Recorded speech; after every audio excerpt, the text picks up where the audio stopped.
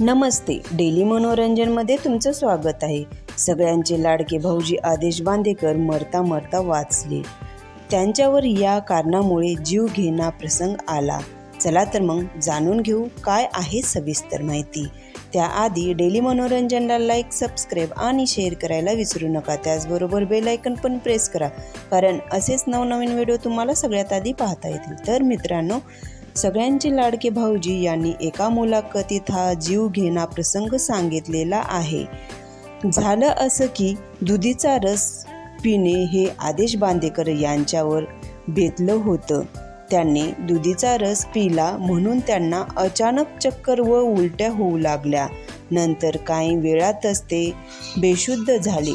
त्यानंतर माझ्यासोबत काय घडले तेच मला माहीत नाही, पण दुधी कडू असली तर त्यामध्ये 10 सापाचं विष असतं हे मात्र खरं आहे.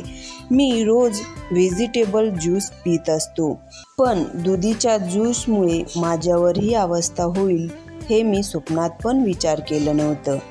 कोणते पण ज्यूस करत असताना अगोदर ते व्हेजिटेबल कडू आहे का हे पाहणं खूप महत्त्वाचं आहे.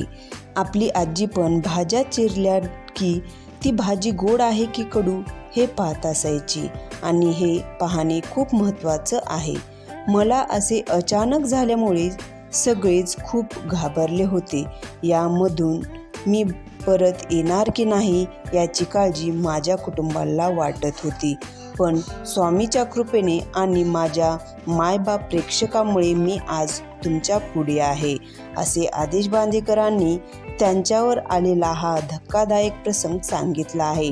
तर मित्रांनो, तुम्हाला आदेश बांदेकर आवडतात का? नक्की कमेंटमध्ये सांगा. तोपर्यंत धन्यवाद.